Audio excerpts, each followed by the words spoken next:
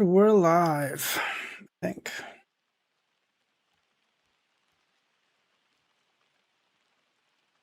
Close your eyes. All right, let's go. Penis. Deers. Okay. L-E-A-R. Lurk. P-E-A-R. Pearl. Okay. L-A-G-E. Laggy. A. Nice. Feel alright. Bug, how's it going, man? How you doing? L-A something E. Viewer, how's it going, man? Sorry, okay, listen, I scheduled it. Yeah, I know. I never like overlapping, viewer, but Easy doesn't schedule streams, and when I saw that Easy was streaming, I was just gonna cancel stream because I was like, fuck it, I don't want to overlap with him, especially if he's ending volume 7. That shit is based as fuck. But then SolveQ kind of blackmailed me here, so it's all good. I was gonna do a Lord of the Mysteries character ranking, but we'll just continue reading the Perfect Run today. We'll do the ranking later, maybe tomorrow, maybe on the weekend, I don't know.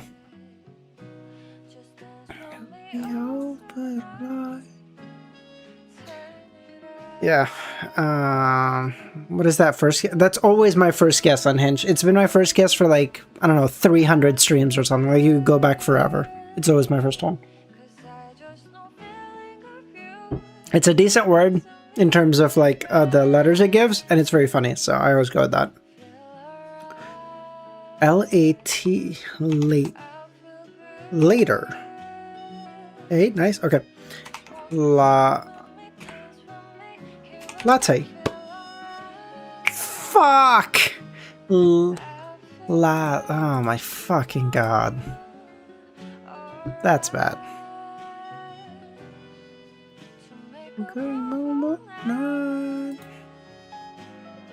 You missed my voice reveal? Sad Unk. They replaced you with me on Minecraft.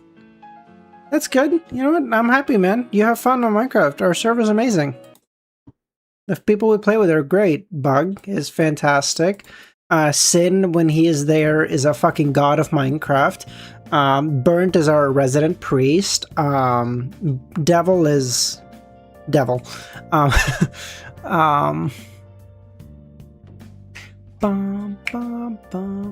Horror, murder... Horror, romance, mystery... Fantasy? Book genres? How long till you start ranking? Bullseye. I just because I figured there's gonna be a lot of people who want to watch Easy and stuff, we won't do the ranking today. We'll just read the Perfect Run. So if you want to just go watch Easy, go on. You're good, man. Yeah. I literally scheduled and was about to click live on the ranking one, and then I saw Easy go live, and I was like, oh fuck. Okay, we'll just read the Perfect Run then. What does Burn preach? Oh, Burn preaches the Unhinged is ignoring me. Trust me, that is for the better viewer. You want him to ignore you. You don't want him to react to you. What does he preach? He is a believer of the Hanged Man. I'm not gonna lie to you. That is who he is. But his sermons are very good. Even though I don't believe in his religion, not for me personally, but he does have interesting sermons. Like, he keeps you very engaged. He's he's very animated as he's speaking, and he's very engaging. So like, you're there, you're like really listening. You're like, damn, this motherfucker might have a point, you know? So just be a little careful.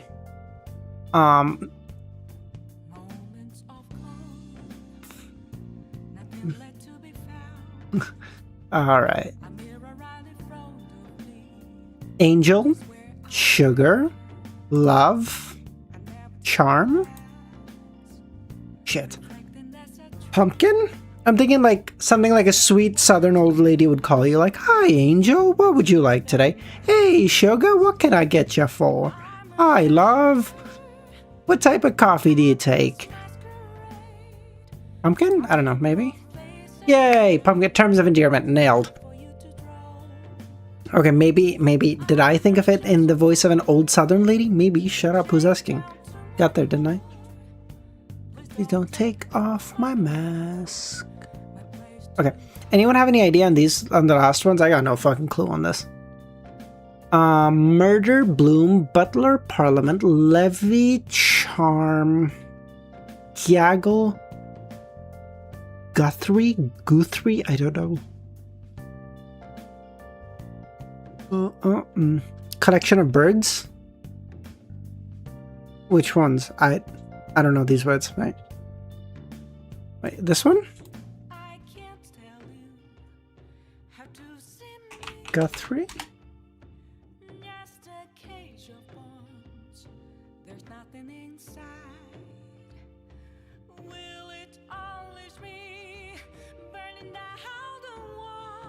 Murder, Gaggle, Bloom, Levy, maybe? Shit.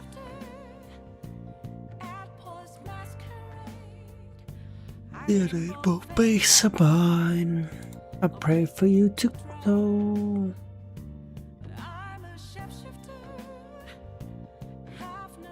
Face to show. Please don't take off my mask. Shit. Fuck, what was it? Collective nouns for birds. Nailed, Bug. Nice. Charm, Gaggle, Murder, Parliament. Gaggle? Parliament? Charm? People whose first names are US cities.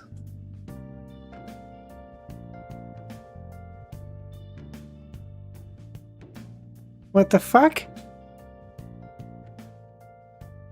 What the fuck?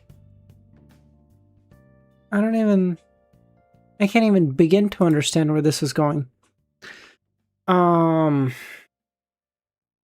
Lexicon. Chicago Bloom? I don't. Real. Fake. Illusion. Illusion Central. Visage. Damn. Hologram. Central hologram. Central key. Central main. Sal, how's it going, man? Okay, so key hologram. What would we do? Light. Oh, light is actually a good one. Unhinged. Nice. Okay, light and hologram. How do we get light and hologram? Percept. Oh my god! Excuse me. Oh, unhinged. Holy shit! Oh my god! I didn't expect you to hit me with good words. What the fuck? Squeeze me?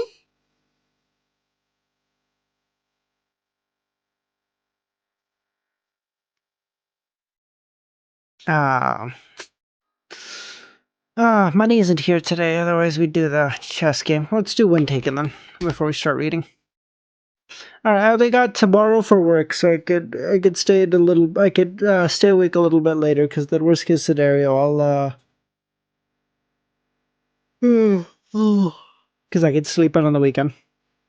Okay, I don't, this is an Eastern religion for sure, I'm thinking like Nepal or like Bangladesh or something, I don't know. This doesn't give me India vibes. Sal, you just temple. This motherfucker said temple. Yeah, but like for where, bro? I'm thinking like, I don't know why my map on when taken is like, could be India or Sri Lanka. Sri Lanka, maybe. Sri Lanka is actually a great guess, viewer. We'll go with that. You know what? That's a great guess. Okay. We'll go with that. Nepal. It could also be Nepal. That's true. any of those countries surrounding India, but I don't think this is India itself, if I'm honest. I'm gonna go like 2017, 18. This feels quite recent. Oh, it is in... Fuck's sakes. Oh my fucking god. Man, we were very close. Bhutan, it could have been Burma, it could have been... No, not Burma, sorry. Myanmar, it could have been, sorry. I'm...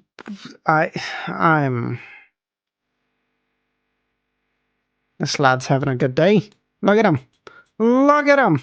Just trying to keep a straight face. I've learned that if you see monks, it's Bhutan. Fair.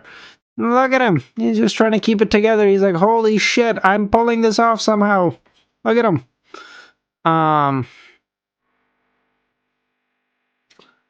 Me, very bad at today's world map. Honestly, I used to be too, but then if you start playing these games, it will eventually you like your brain will start eventually piecing it together. And I find just for me, it's like nice to have like basic geography knowledge. Like I'm not fucking Thunderbolt or whatever. I think it's Thunderbolt, I think is the guy's name. Like I'm never gonna be that, but like having good like basic geography knowledge of like knowing what countries are near what countries makes you come off really learned. Canada, 1929. It would never be warm enough in Canada to wear these clothes. Even in June, actually, we still have to wear like thin. This is Iran, Iraq from the olden days. No, I see where you're coming from. I think earlier than honestly, like it was like the early 80s or whatever that the Iranian monarchy was overthrown, and there was like liberalism in Iran I think for a few years. I say liberalism, but Western liberalism, whatever you want to call it. But no, this is not that. Sal, is this giving off Australian to you? I'm curious. This is kind of giving Aussie vibes to me. What do you think? The trees. This motherfucker say trees. Look. Sal, it would never be hot enough in Russia to do this. What are we on? Come on. Are you on crack?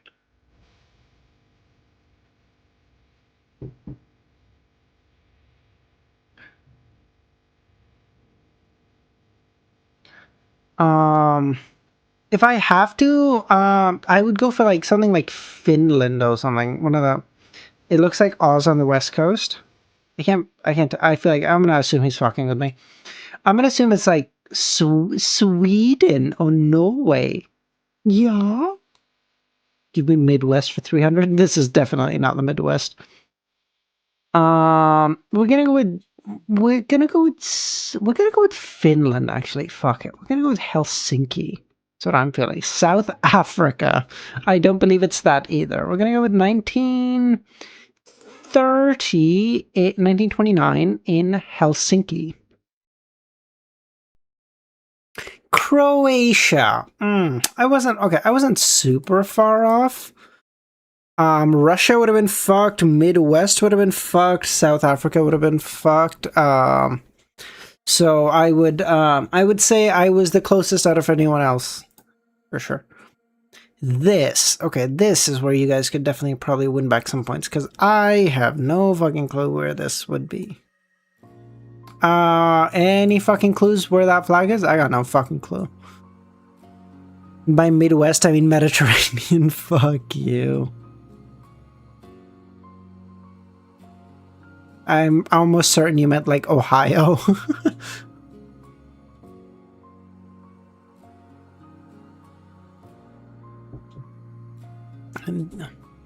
Restaurant. This is all in English, so it's an English-speaking country for sure. This for like I don't know, like this for example is giving me like Midwest vibes, or Midwest. I'm on fucking sorry. This is giving me like South Africa vibes. Does that make any sense to anyone?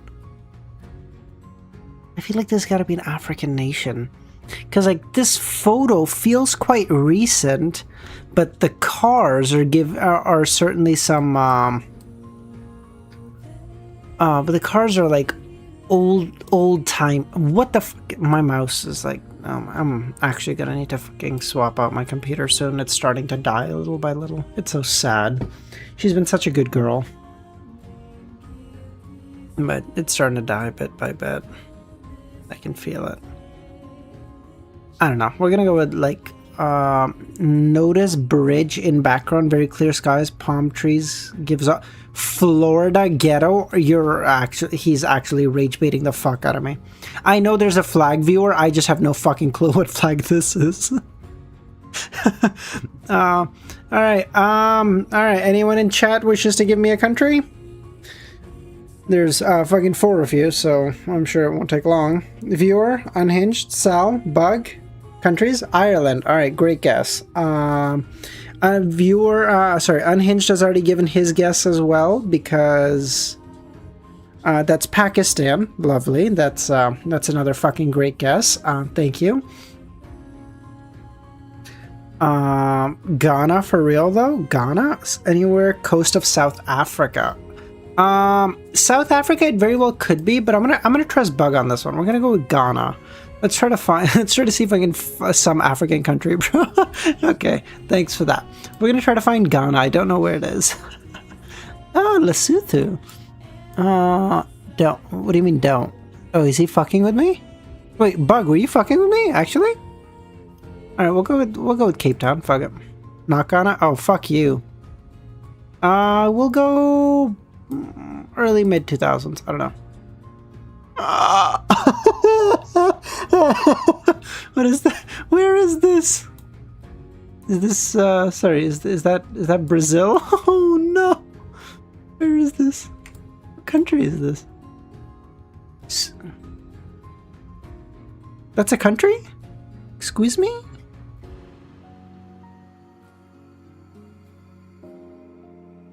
This is a country? I'm not gonna lie to you, I've never heard this country's name, ever. Unironically. The fuck you mean it borders France, motherfucker?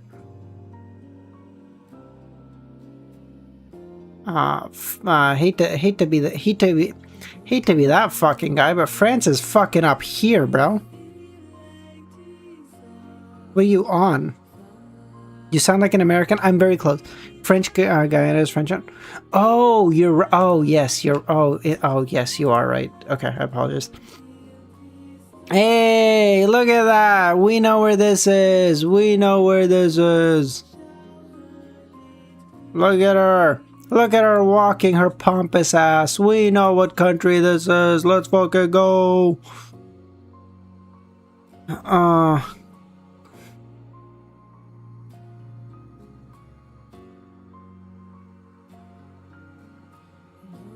No, the Italian flag is slightly different. Very close, Unhinged.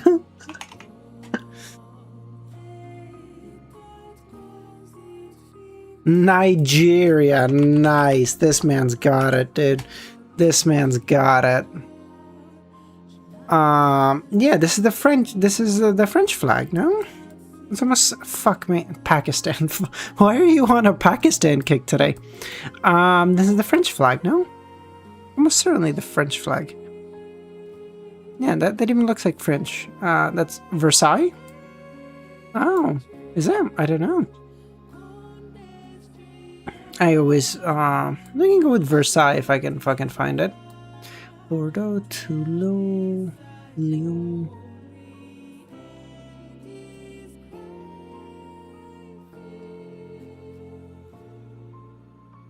I don't know where. Give me Russia 200.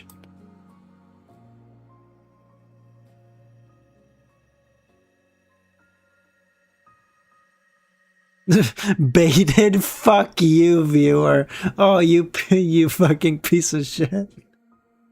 Baited. Oh, you little fucker. Okay, last one. Hotel de Ardennes. Okay. Any idea on this? I'm not gonna lie. I'm thinking back to France. Like 1939 or some shit? Maybe 42? You think this is Spain?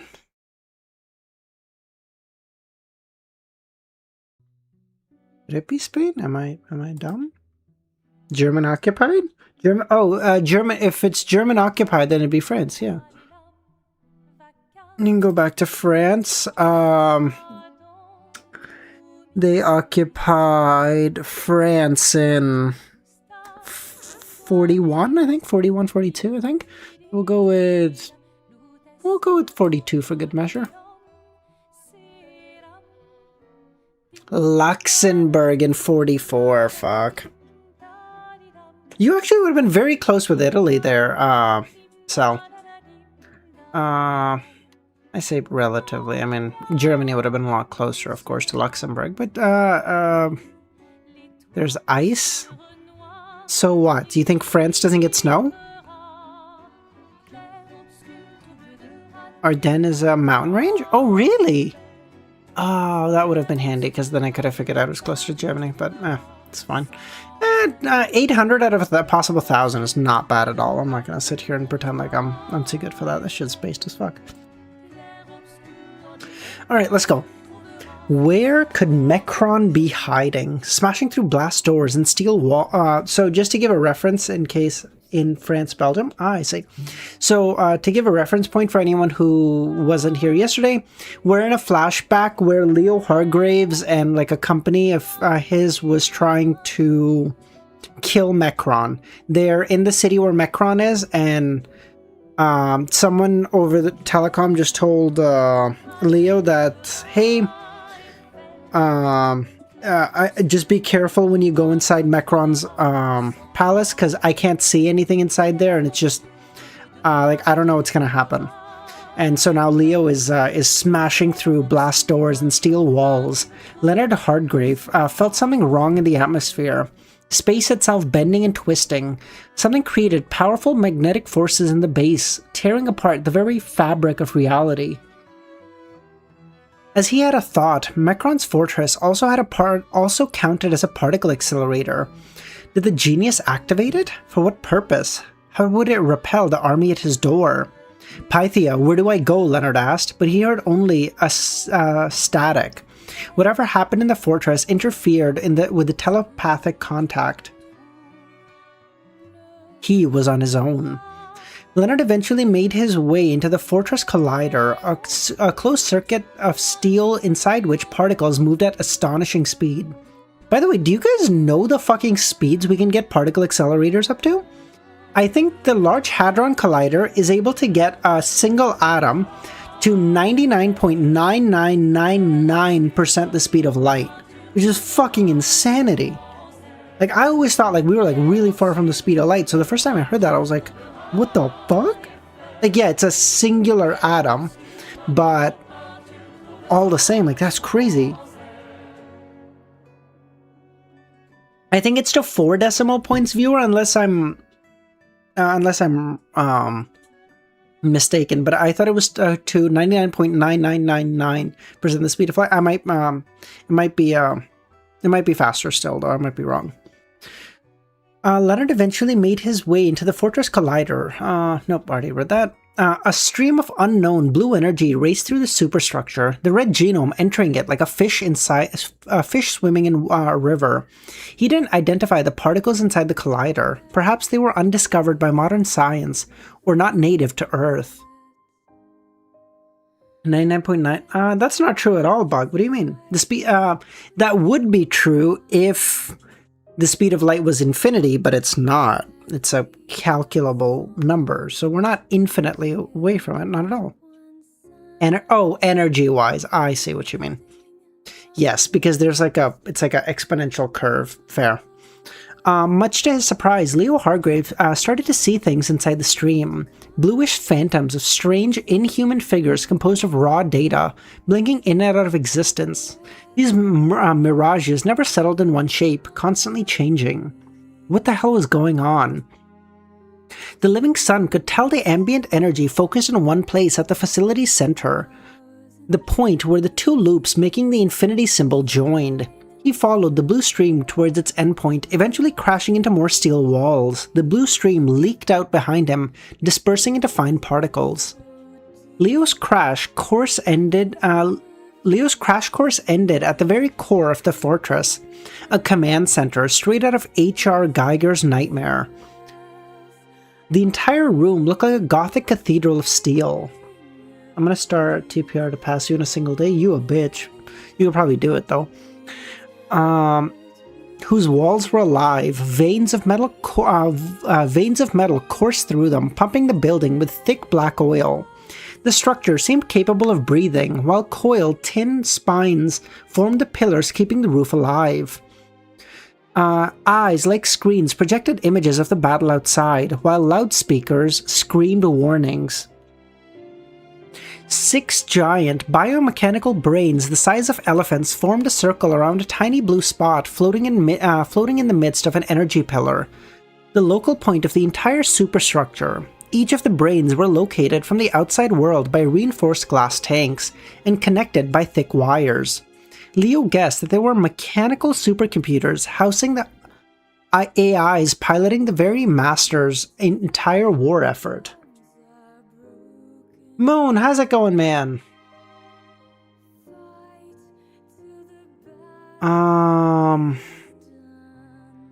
Beware of Monaco? Why? Wait, what? Monaco has like 6 people living in it. What do you mean?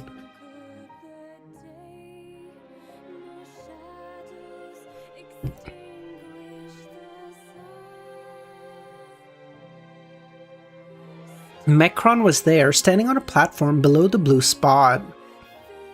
The wizened, by the way, I thought we saw this last stream. I thought you guys would really like this word, wizened.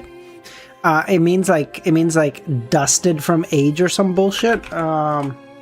Wizened, shriveled or wrinkled with age. We thought you guys would really appreciate that word. The wizened old man wore nothing but simple white clothes and needed a black cane to walk. He was the only creature of flesh in this ghastly iron heart, giving orders to his AI servants in Bosnian. Transfer all data to a backup base. The Mecron's voice sounded so calm, so small, so human. Activate all remaining units outside and open the doors. Data transfer initiated, a robotic voice spoke. Warning, dimensional coordinates incomplete. High degree of instability don't care if we destroy Sarajevo. Open the gate. Mecron suddenly noticed Leonard, who had his palm raised at the man. Now that he could take a look at the genius's face, the living son realized that the battle had taken its toll on him too. Already past his 70s, Mecron seemed like he hadn't slept in days, his eyes weakened by fatigue, his eyes shaking with stress. He looked so normal. He didn't wear a costume, nor was he a larger-than-life, charismatic Dark Lord. He was a mere man, straight out of a retirement home, one who had killed millions, maybe even billions. And yet he looked so very tired, broken by a decade of endless war. The living son's hand wavered. "Make your shot count," Mecron said. "You won't get another." Instead of blasting him, Leonard Hargraves stared at the hateful dictator in the eyes. "Are you happy, Mecron?" he asked in Bosnian. The genius was taken aback. "Are you happy living like this?" Leonard asked. While he didn't unleash a plasma blast, he kept his hand raised. Pythia would flay him alive if she knew. Alone in a bunker surrounded by machines, killing people left and right, was that your wish? Are you happy living like this? The fortress shook while the genius mulled the question over. He looked away before looking back to Leonard. "No, I'm not." "Then why don't you stop? Why do you care?" the genius snapped back. Because I want to believe that human life should be cherished, even yours. Tell your machines to stand down. I will kill you if I must, but call me naive. If there is even the slightest chance of ending this by the book, I want to try. I don't know what made you what you are, but you must realize somewhere deep down that hurting others won't help you. He did. Leonard could see it painted all over his face. Please, surrender peacefully, the living son asked. Tell your machines to stand down, and we will give you a fair hearing. No one needs to die, not even you. You started it. You can end it. Mecron's expression morphed from sadness to wrath. I didn't start anything, the man snarled. You did. The Serbians murdering my sons in Srebrenica, this fucking city, I don't fucking know. And you people just watched. If you wanted this war to end, then stop getting in my way. Leonard got his answer in the man's intense, hateful gaze. He would never stop. It didn't matter how many had to die to fuel the burning fire within him. It was an inferno that could never be extinguished. This bitter, hateful old man would never stop until he had brought the whole world to its knees. A demon born of war. Leonard regretfully opened fire. A crimson force field activated around the rogue genius, deflecting a stream of plasma. Metal and electrical devices around Mecron melted, but the warlord remained unharmed.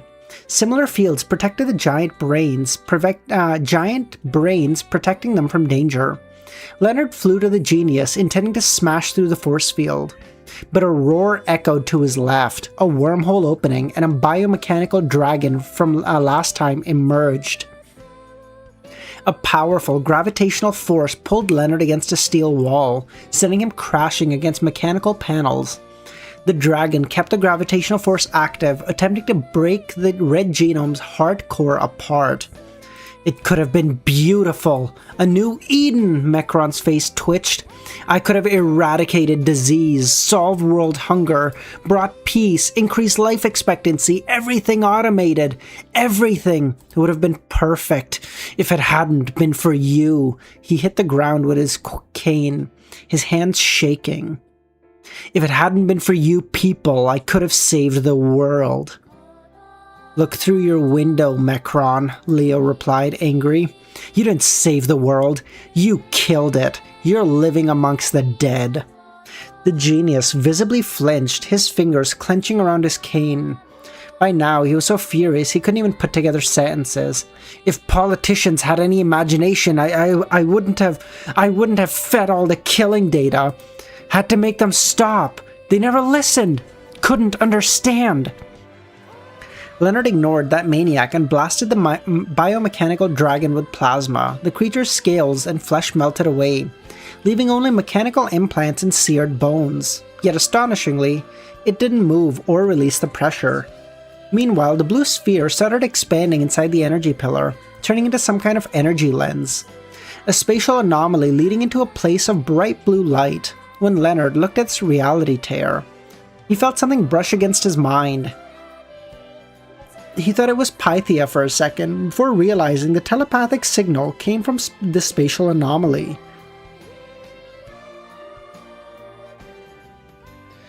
Images formed inside the living son's mind, like in the blue stream, vivid images of his childhood in Hackney, surrounded by criminality, of his first day in the London Fire Department, helping a family evacuate from a burning building, of finding the strange box in the mail, the crimson potion within, of the day he and Alice founded the carnival.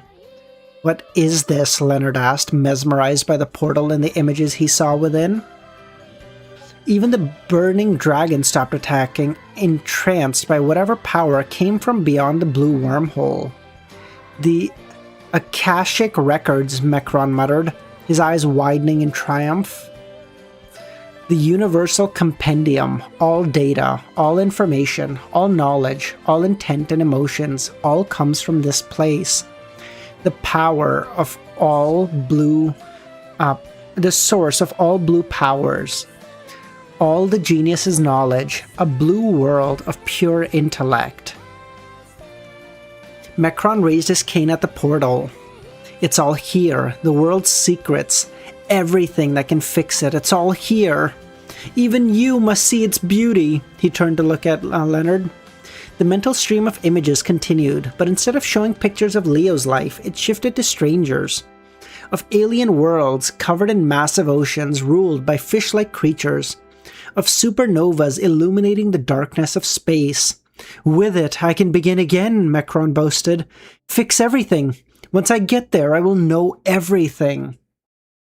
Oh, so there's like different dimensions basically. So each elixir color is tapping into a different dimensional power. Reds are tapping into like the red world, which is like infinite energy or whatever. Blues are tapping into the infinite knowledge or whatever. Purples are tapping into the purple world, whatever. And they can access like a small portion of their powers. It seems like to an extent, Mecron is like the other side of Ryan, because Ryan has like access to the purple world, but he seems to have like access to it in like the coolest way. Like he can use all of its power. Like he can stop time and he can like go back in time.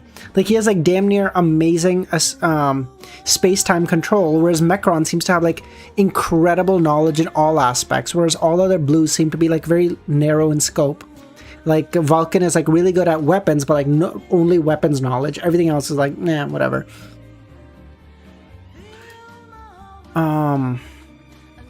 Leonard looked at the blue with divine fascination until he spotted a tiny taint of blackness. The telepathic signal instantly ended, the pictures turning dark, the screens in the facility turning red. Warning, anomaly detected. Warning, anomaly detected. Unknown dimensional converging. The blue hole seemed consumed from the darkness within. The black spots grew from within the blue portal, tainting it entirely. The room seemed to freeze over, the temperature dropping at an alarming rate. Even Mecron had no idea what's happening. It's not the blue world. It's somewhere else. Within seconds, the blue star had turned into a black hole. A sphere of darkness from which no light could escape. It wasn't a door to a dimension of pure information, but a void of pure nothingness. It's all black, Mecron muttered. And then the abyss stared back into Mecron.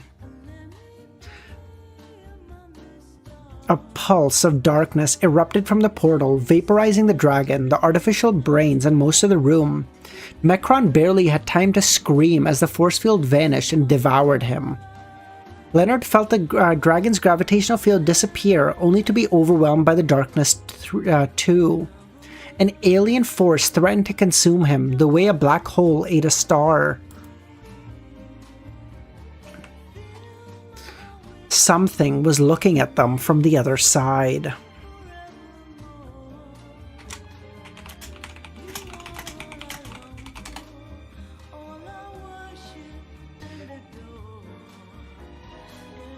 Without his heart, the dark gaze was peeling Mecron layer by layer. Like an onion, skin, flesh, bones, and then working its way down. Within seconds, the genius had been erased from existence, his atoms themselves torn asunder. He's nowhere near the end of all. Oh, dude, what a. Oh my fucking god.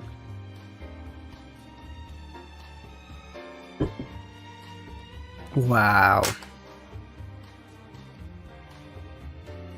That's not clickbait, bro. That's just a fucking lie. Without the heart core keeping his body whole through a powerful gravitational force, Leonard would have suffered the same fate. Even now, he felt the outer layers of his body disintegrating. His monocles and holy fuck, I can't talk. Its molecules annihilated into nothingness. The sustained gaze of this thing would tear him apart in minutes.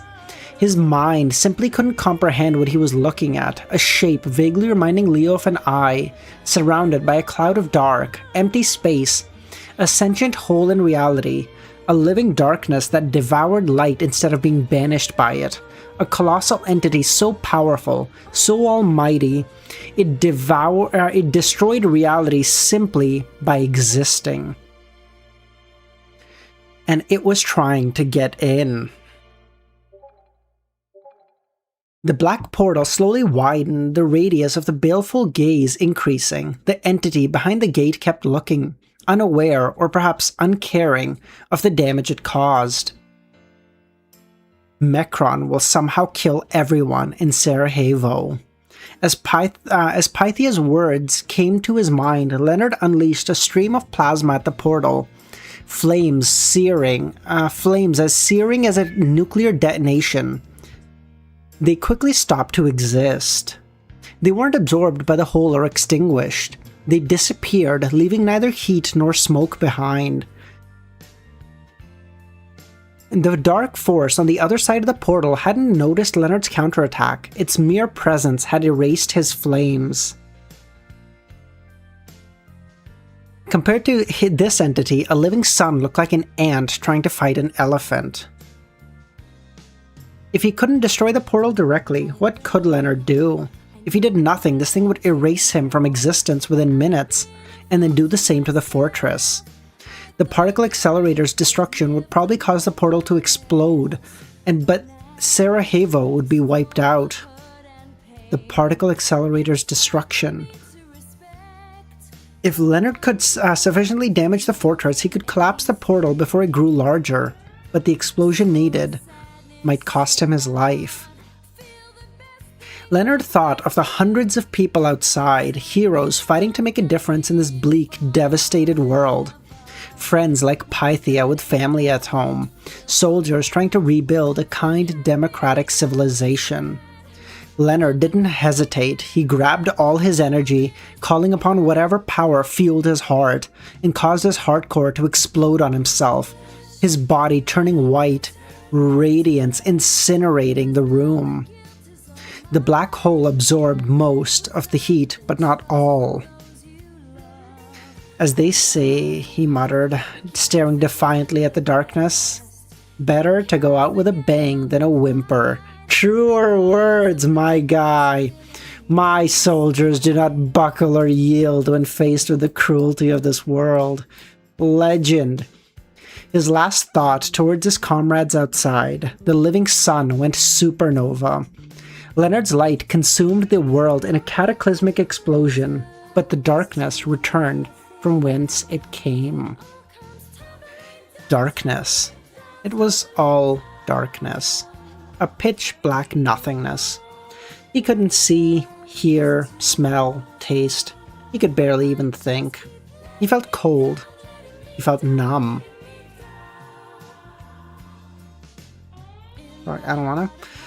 Are you trying to write the backstory, Sal? What are you trying to write right now? And more than anything, he felt alone. Was this death? Had the darkness beyond that portal been the afterlife?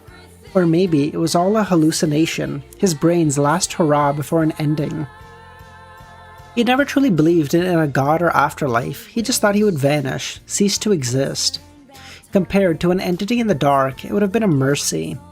He'd always lived through others. As far as he could remember, he might have looked like the sun, but he never felt warm when alone. So he filled the void within his fellow humans, their happiness becoming his own. Loneliness had always scared him more than death. God damn, that's hitting me in the feelings. What the fuck? But now, he was alone with his thoughts, alone with his regrets. He would never have a wife, a child.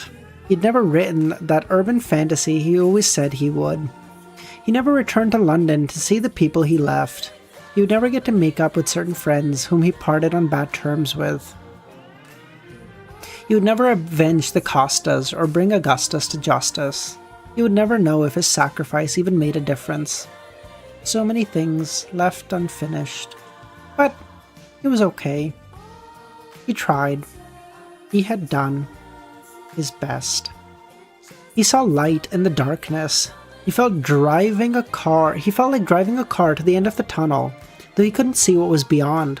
Was it heaven? Was it the last door? Were the Christians right, or the Muslims? The Hindus or the Buddhists? All of them, or none? He didn't know what waited beyond, but he could live with it. He soon entered the light. Leonard opened his eyes, but instead of facing angels, all he could see was a white ceiling. He had returned to his frail human form, though with some changes. His black skin was somehow hairless now. All his muscles felt sore. His dark eyes struggled to adapt to the light as he noticed people looking over him. "Easy, easy, Leo," Ace said, smiling over him. "You came back from hell itself." "Good to see you awake, sir," Stitch said. The strange genome had always worn a plague doctor outfit. To this point, Leonard had never seen how he looked underneath. "You had us worried." Dude, can I just say, whoever this guy is, my new favorite character. Anyone who chooses to walk around in a plague doctor fit just for the aura points is goated as fuck in my books. Excuse me? Everything for the campaign, since it's at the start of the 4th epoch, I've got to make up a lot of shit. I see. Okay. You were saying, Sal? I'm sorry? I'm sorry, motherfucker. Say that again? Huh? Yeah, I read, okay? It was just a really important point in the story. Yeah, fucking take that message back. That's what I fucking thought.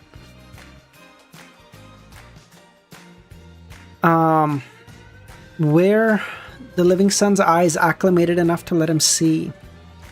He had been in some kind of hospital, laying on a bed, hooked up to machinery. "Visoko," Stitch answered, "a few dozen kilometers from Sarajevo. We evacuated here after the battle." "We won!" Ace said. "We won, Leo! We fucking won!" How long was I out?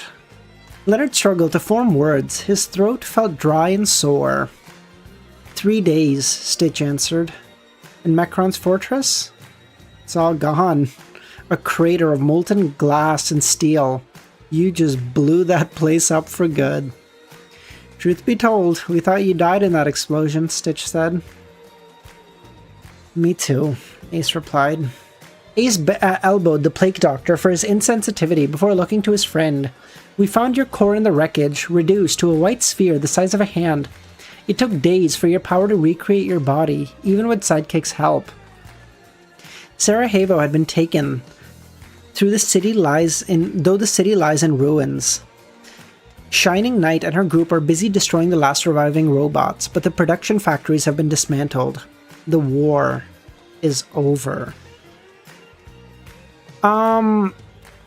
I would just say, Sal, for me, I always find, like, if I don't want to do something but I know I have to, just being, like, in the presence of it makes me eventually get started. So I would just say, like, if you have time and stuff, to just pull out the... Leo Hargraves is fucking goated, dude, actually. My man went fucking supernova and just tanked it. And I was like, nah, I'd win. So I'd recommend, if you have time, Sal, to open up the 4th epoch page on the Lord of the Mysteries wiki and just read through it a bit. It'll hopefully give you some ideas maybe that make you excited enough to actually begin writing. Just an idea.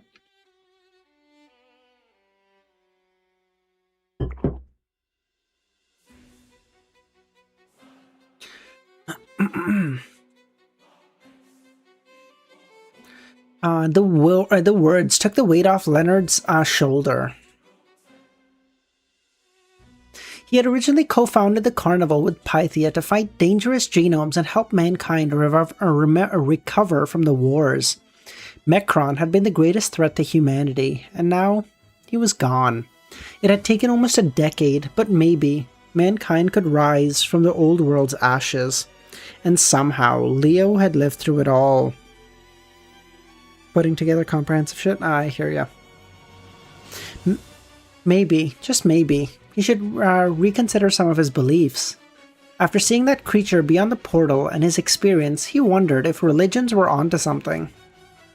Stitch cleared his throat. However, the Bahamut is in deep space orbit, far beyond our reach. The Cossack tried to bring it down, even breaking half his bones from the G-forces, but he couldn't catch up. "Who cares?" Ace asked. "There's no one left to activate it." Some of Mecron's bases still remain.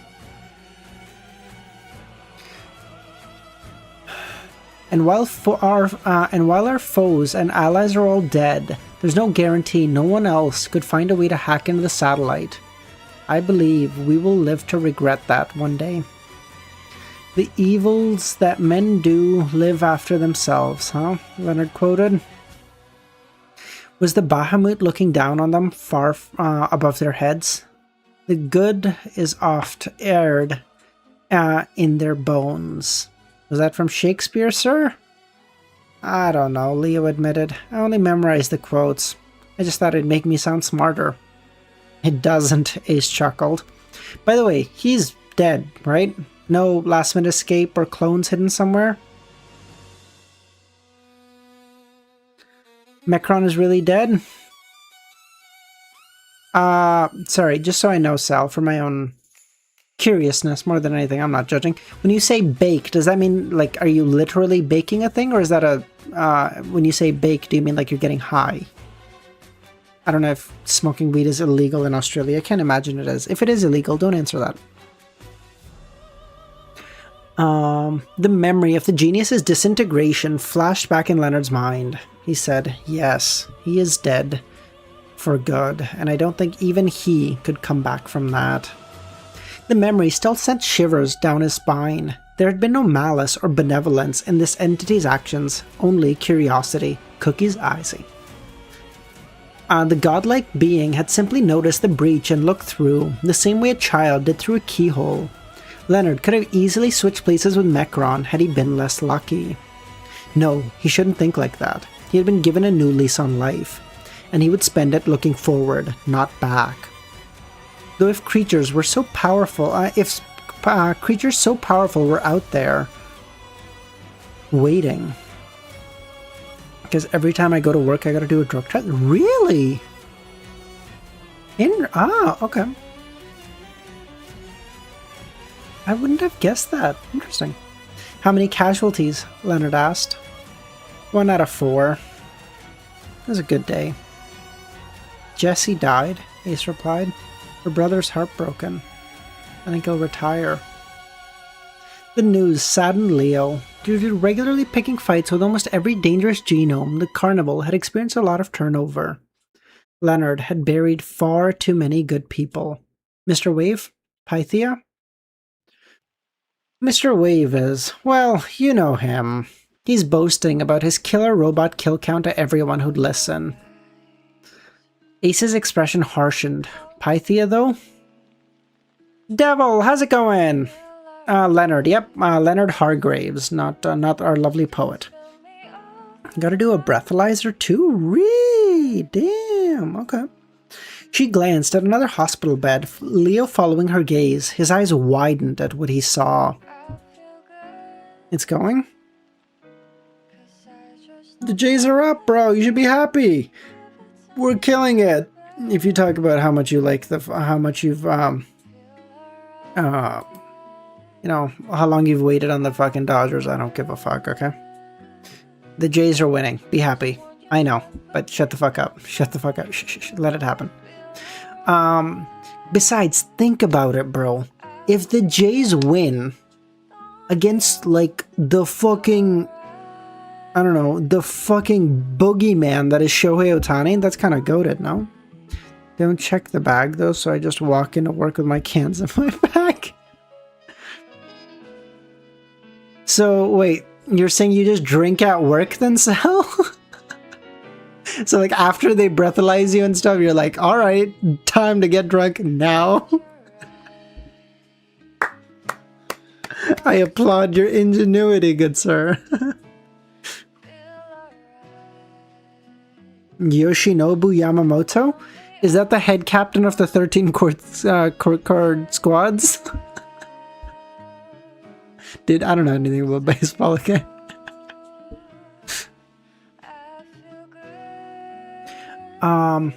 He glanced at the other bed. Alice was in a bed near his own, heavily sedated and linked to many medical devices, her skin as pale as death.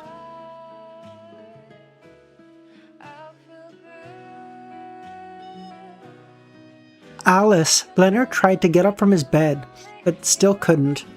Leonard put a hand on his chest and frowned. Calm down. You're still sick. You can't do anything for her. She's been like this since the battle ended, sir, Stitch explained. Her symptoms fit those of extreme brain damage.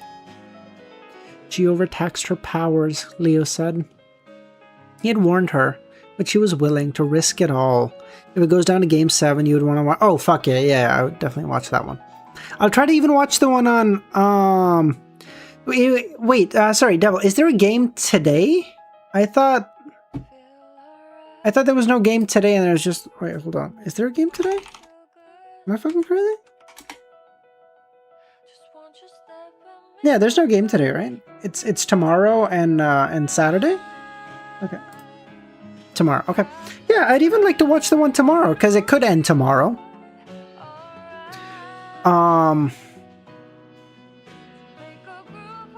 The plague doctor nodded. Nidhogg would cure her could cure her if given the time. He said that considering her pivotal role in today's victory, it was only natural he would help her recover. Considering the man's methods, we need to warn her husband and son. It's their choice, not ours. Because they traveled from LA to Toronto today. Oh, so the next two games are in Toronto? The worst part about writing for this campaign is the War of the Four Emperors. Oh, true. I already called them. Ace shook her head. Poor Matthias. Miss Martell left something for you, sir. Stitch handed Leonard a USB key. I apologize for the indiscretion, but we already took a look. What does it have? Leonard asked. Precognitive analysis of the next few years, Stitch explained. Calculator and her compiled a database of the greatest threats to humans before the battle. I believed Pythia anticipated her fate and wished to help us beyond. I suppose Augustus is on the list? Yes. But someone else has the first spot. Who? Some psycho called Bloodstream. According to data, there's a high chance he will cause an extinction event in 2017 if not slain before. Something about his daughter dying, I think. You'll have to wait for Augustus, Leo. That psycho comes with a time limit. Leonard looked at the USB key. Bloodstream. And that's how we get Leonard Hargraves killing Bloodstream, making Ryan into Quicksave. What the fuck is this? Oh, they're typing. Oh, cool. Genome parties were always fun, but the aftermath sucked. When he returned home to Jamie's place, he found it in ruins. The floor had been buried underneath beer bottles, pizza boxes, trash, and stuff best left forgotten. Someone had drenched the sofa in suspicious fluid, and while DJ Brain had survived the apocalypse, a partygoer drew a smiley face on the vat's surface. Even with the repeated time stop, it was a struggle to clean up the mess. Ryan was still working on it even by the afternoon. Faster, slave, Ryan's cruel taskmaster Lanka said as she sat on a chair. Ki-young's rats looked at both of them like viewers watching a comedy movie. I want to see this sofa shine enough to sit my ass upon. Do you want me to clean your royal ass while I'm on it too, your highness? Ryan asked. No, thank you. I already did my part, she replied. You're the one who skipped town all morning. You're just mad because I went to the big guy's table, he mocked her back. Before hearing a beep from his cell phone, he took a break from his dirty work to check his message from Jasmine. How do you want your armor? Have you ever played Fallout? Fallout 1, 2, Tactics, Van Buren? You didn't mention Brotherhood of Steel. That game never existed. I'll kill anyone who says otherwise. Good answer. Fallout 2, America for the Enclave. You're gonna look great killing muties. You and I, and my big plasma cannon. Keep it loaded. Might give it a good polish if you behave. Does that mean what I think it does? Oh? Because what do you mean he participated in the war but perished later on, but then imply that he died during the war? I would take that to mean, Sal, that he died, resurrected in one way or another, if that's a pathway that allows for that, and then died again, for real, for real. You're texting your girlfriend during work, blabbermouth? Lanka said. Wait, it's Vulcan's number. Jealous? Ryan asked. I'm glad you didn't kill yourself by going after Livia. But Vulcan?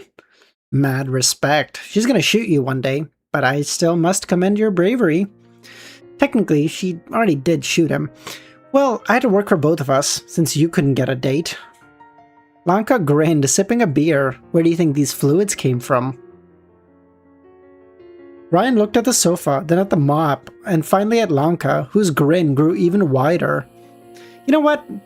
I paid my debt to society. Clean this up yourself. Okay, I figured it out. Nice, nice. Hey, you lazy ass, you get back in here! Ryan ignored her, moving towards the stereo to unplug the brain in a jar. Ki-young's rats left for the kitchen and trailed a towel back to the sofa with their mouths, intending to clean up themselves. Their mistress was still holed up in her room with her boyfriend. Jamie hadn't believed that he had promoted at first until Livia herself called to confirm it. After a moment of silence, the swordsman had decided to retire to his room with Ki-young to discuss, but they had been alone for 3 hours now. Ryan was pretty sure there wasn't a lot of talking involved. When Jamie and Ki-young returned to the living room, the rats had cleaned up the sofa enough for Lanka to slouch on it. The couple was so close they were almost touching. And Chitter had recovered from yesterday's breakdown. In fact, she looked so happy that Ryan thought she might be the one to ascend. Something big happened, the courier said. I can tell. What's up? Lanka asked, besides changing her names to Mr. and Mrs. Mercury. Ki-young exchanged a glance with her man, who nodded. Jamie finally proposed, she told Lanka. No way!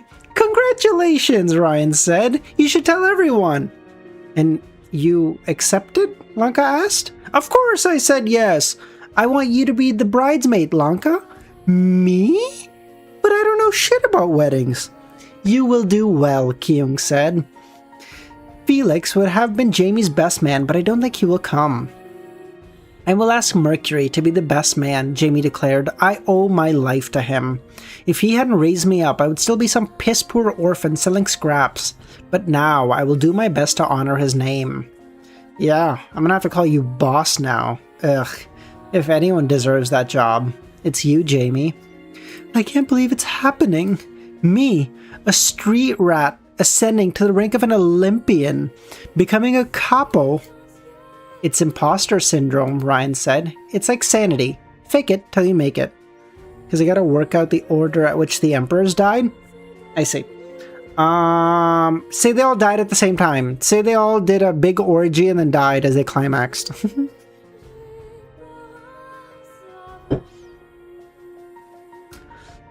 Yeah, I suppose, Jamie replied. Still, it's so big. Beyond all the responsibilities and sitting at the Olympians' table, I will have an entire division's resources to call upon. Millions, billions in cash. You still plan to invest in soccer games? Lanka asked. We still haven't had a national cup since the Genome Wars, Jamie replied. Dynamis keeps a tight grip on sports with their Dynacup. But the slums have so many talented people, but no one wants to give them a chance. I'm sure one of them could be the new Maradona. He's a fake soccer fan, clearly. He said Maradona instead of Pele. Fake soccer fan. Maradona was like middle of the road. I don't know, if you want to say he was good, he's like 8 out of 10. Yeah. Hand of God. We call that fucking cheating, asshole. You should give to charity, develop detox centers, hospitals, Ki-young said. Even rebuild that orphanage the metagang trashed. You should start with the Rust Town, Ryan shrugged. That place is the most miserable I've ever seen, including radioactive wastelands. That's not a bad idea, Jamie said. What do you think? He asked Ki-young. You should know, she replied. You have seen the Olympians. Do you think they would mind? Ryan gave the question some thought. At the end of the day, Lightning Ass didn't seem to care about money. He craved only power and respect. As long as Jamie followed orders and didn't interfere with other divisions, Augustus wouldn't give a shit if he opened orphanages or charities. Neptune and Livia seemed more interested in developing the family's empire, and would probably improve of the initiative, if only to develop goodwill. As for Mars and Venus, he couldn't get much of a read on them. Bacchus, though. I think they'd be open to the idea, Ryan admitted, as long as it doesn't interfere with bliss. That was the real problem. Everyone's mood instantly worsened. Ki-young didn't give up, though. If you could talk to Livia about it. Moi? Ryan replied. As we go so that I'm not the only one suffering? Yeah, sure. I'm gonna be honest though, my fourth epoch knowledge is very limited, Sal, but I'm happy to play along. Just holler. Moi? Ryan replied. She seems to hold you in high esteem from what I've heard, Jamie said. But be careful around her. She is the apple of her father's eye, and he does not take disrespect lightly. Don't worry, Vulcan got to him first, Lanka said. You ratted me out! He glanced at the mice in the room. Sorry, some of my best friends are tiny rodents. Who do you think died first? That's a great question. Okay, hold on. Let me just open up my notes really quickly.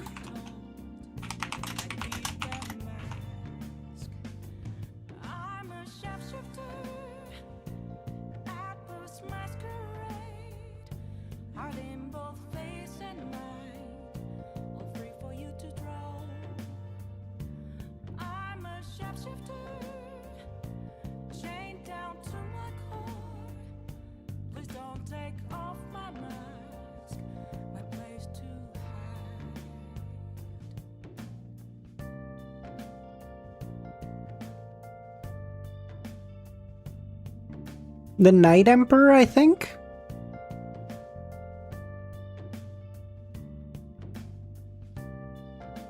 Luvion, no worries, man. I appreciate you popping by all the same.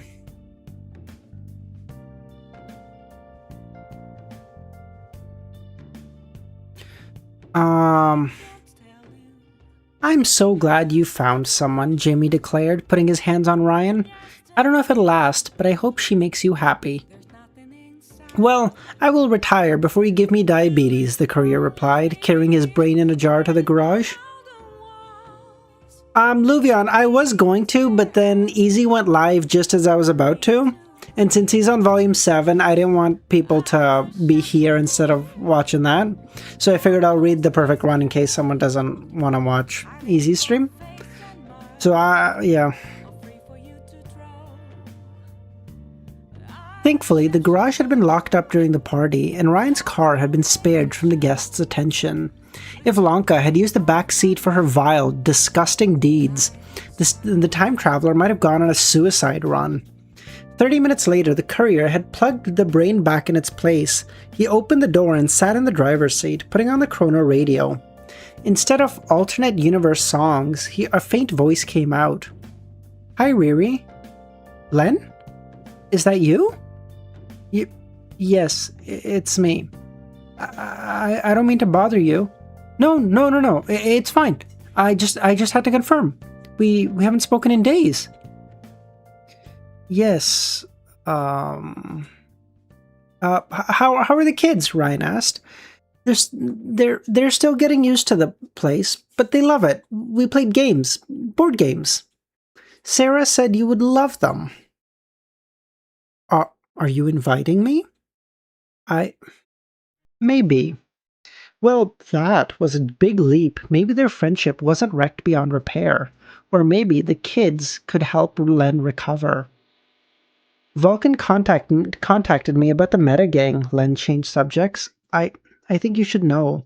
I followed their submarine to a hidden tunnel leading below the city. To the bunker, Ryan said. Have you told Vulcan? No. I thought I should tell you first, Riri. Is it true what I heard on the news? You attacked Dynamis with Vulcan? My personal thought, concur, but then comes the biggest problem is who died next, Solomon or Elista? Give me 1 second.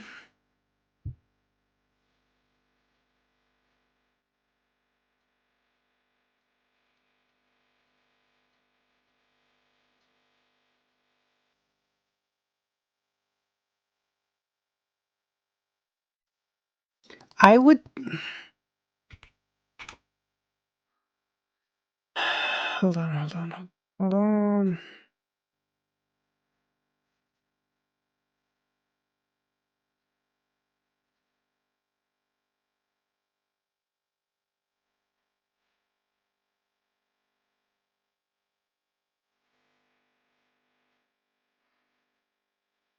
I would I would say the I would say the Black Emperor. I would say Solomon, I think.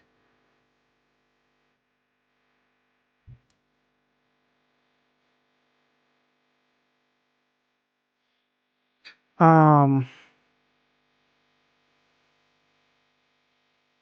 to borrow one of their suits.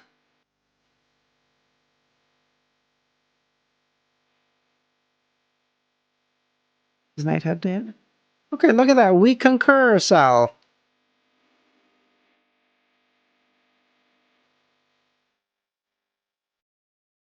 To borrow one of their suits, Ryan replied. It was a date. Sort of. Len didn't reply. Uh, Shorty? Ryan asked after a while. I'm I'm happy for you. She's she's better than the others. You deserve happiness. Something in her voice broke Ryan's heart. Shorty? Does she know? No, I didn't tell her. It it always ends the same way. While he genuinely enjoyed Jasmine's company, Ryan wouldn't hesitate to stand against the Augusti to achieve his perfect run. Though she didn't seem loyal to Augustus, Vulcan had a fiery temper, enough to try murdering the courier in a previous loop in spite of his best intentions. And almost all of his relations ended up undone at the end of a loop. Getting too attached would only make things hurt worse. I I see, Len said. But maybe not this time. You found a solution? Ryan asked. I I think so. You create your time stop by aligning your two selves, right? So the 10-second count so for the 10-second count duration, both time periods interact. I can see where this is going. I've thought of using that period to send stuff to the past, but you can't send anything physical, even cats. I've checked. But you can send signals, information, like the chrono radio. What are you getting at, Shorty? Psyshock, he can overwrite minds, even transfer his own, without physically changing the brain. He alters the brain waves and neural signals. Ergo, the physical storing space matters less than the electrical reactions taking place every second. If we make a snapshot and send that information back to a perfectly compatible vessel, like their own nervous system, you want to send someone else's consciousness back in time? The way you do. Yes. It's a good idea, but beside the fact that brains aren't exactly your area of expertise, how do you plan to copy a human mind, guide it through temporal anomalies, and have it transferred to their past self?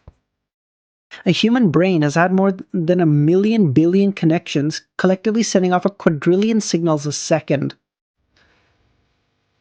How long do you think a battle between deities would last, and why do I think the reason death lost is because the world barrier was dropping as the change in the barrier causes death?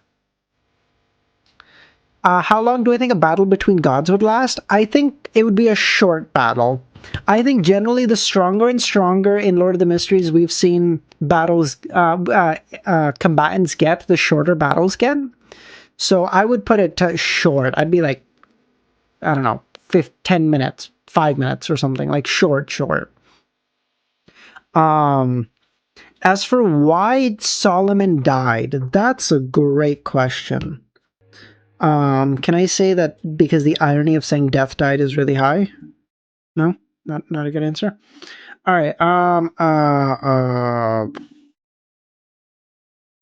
mean, we couldn't we say that he is inherently less stable because I assume less people would want to worship the god of death, making him have less anchors, making him definitionally less stable. Maybe I don't know. Yes, it's. I can only do a small part of the design. The navigation to guide the signal through the anomaly. You'll need resources I just don't have. Other geniuses. More processing power. But you think it can be done? I can upgrade your chrono radio to send signals back to a target, she said. I already wrote the design down. I can send the plans to you. It's not that different from communicating through water or in hostile environments. It's harder, but it can be done. Do you think it can be completed this loop before everyone forgets? Len's silence was an answer all on its own. There, she cleared her throat. There's one place that might have the tech. Mechron's bunker. Now remember, people's anchors are unique to them, so in death, you'd be Death's anchors? You're saying every dead person is an anchor for Death? There's no fucking chance. There's no consciousness there for you to be, for there to anchor you. The physical bodies can't do it. The anchors, in some sense, seem to be like the consciousness or the souls of the individuals, not the physical bodies. And in Death, there's only physical, no?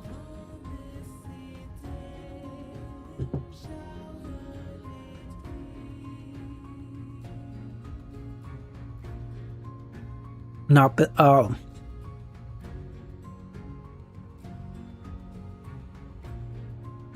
I think I see what you mean.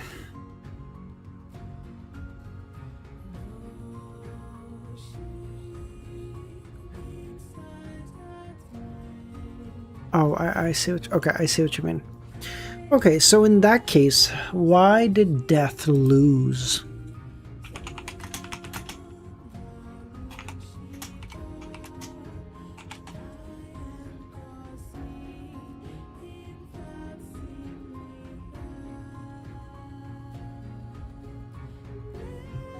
Okay,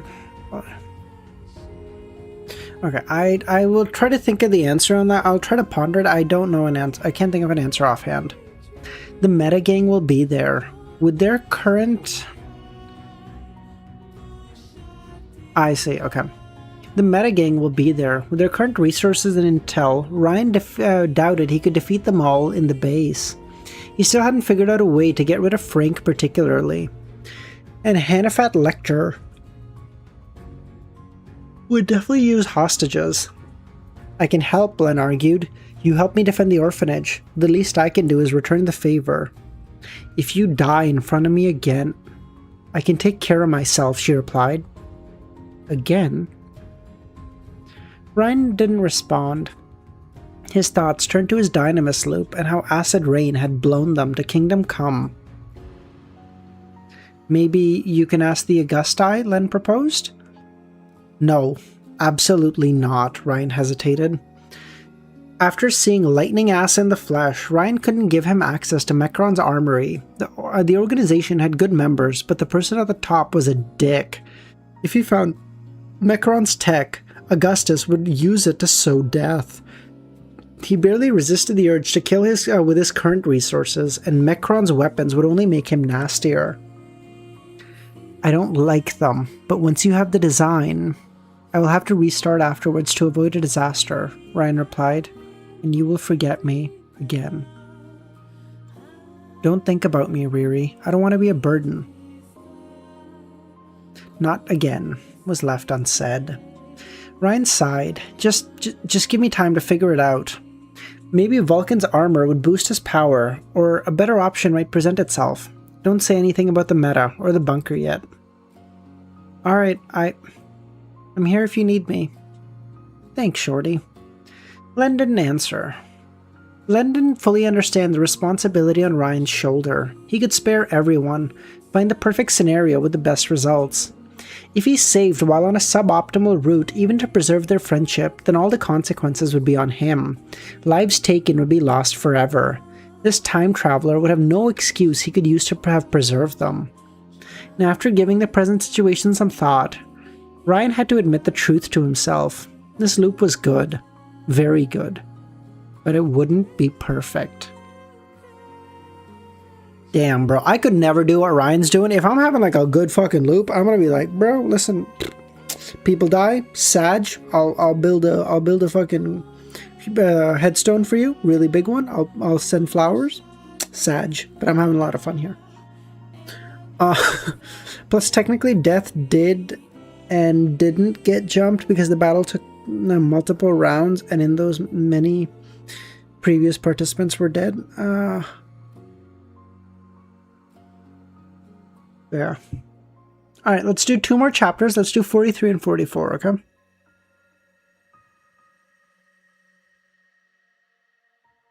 Yeah. So sleepy. Alright, you know what? Give me... nah, fuck it. Let's just keep going. Okay. Sitting around Vulcan's workbench in the depth of her lair, 2 genomes brainstormed around a sketch. For the past hour, they had struggled to solve one of the world's most important questions. How many guns could you fit into 1 power armor? It'll be better with rocket launchers, Ryan said. 2 hidden switchblades below the arm, a big chest blaster, mounted turrets. The goal is to increase your power, not blow up half of Rome, Jasmine said. Personally, I can settle for Dynamis HQ. In that case, you'll need a bigger laser, Vulcan scribbled. Nuclear powered. Let's call it Chernobyl. You think some of their genomes might survive? Yes, but they'll become radioactive. If the laser doesn't kill them, cancer will. So cruel. It becomes art. I know, she replied. Now that I think of it, I could actually design a cancer ray. Fuck, that'd be nasty. It was such a fun date, spending quality time with his girlfriend designing weapons. Then again, the courier had spent most of his weekends at Jasmine's place, so the two had grown more familiar. Jasmine was busy dealing with his promotion. Jamie was too busy dealing with his new promotion. And while Dynamis hadn't delivered on its promised retaliation yet, Vulcan had all but ordered Ryan to stay low. Like this, I wish I was. Trust me, Sal, you do. This shit's fucking awesome. If your theory is correct and all genomes produce a red flux variant, then it should be possible to contain this hypothetical energy, even if we can't observe it. Jasmine brainstormed. I mean, your plushie keeps a creature from this violet dimension sealed within, from what you said. I wouldn't say sealed is the best word. It doesn't matter. It can still contain it and prevent its energy from leaking out. If we combine both our techs, we could design something to keep this hypothetical violent flux energy inside you. Instead of dispersing the heat, we'll ramp it up. I love it when you talk dirty, Ryan said. I'm so fucking excited, Ryan. Jasmine was trembling from impatience. Much like Len and all the geniuses Ryan had met, she felt happiest when doing mad science. We're gonna discover the source of powers, change the fucking world! No, scratch that, we'll fucking own it! If you could, would you change your power? Ryan asked. Trade it for something else?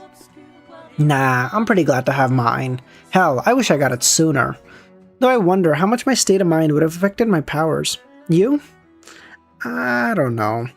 I've always loved and hated my powers. But now it's just who I am. I can't imagine who I'd be without it. I get it.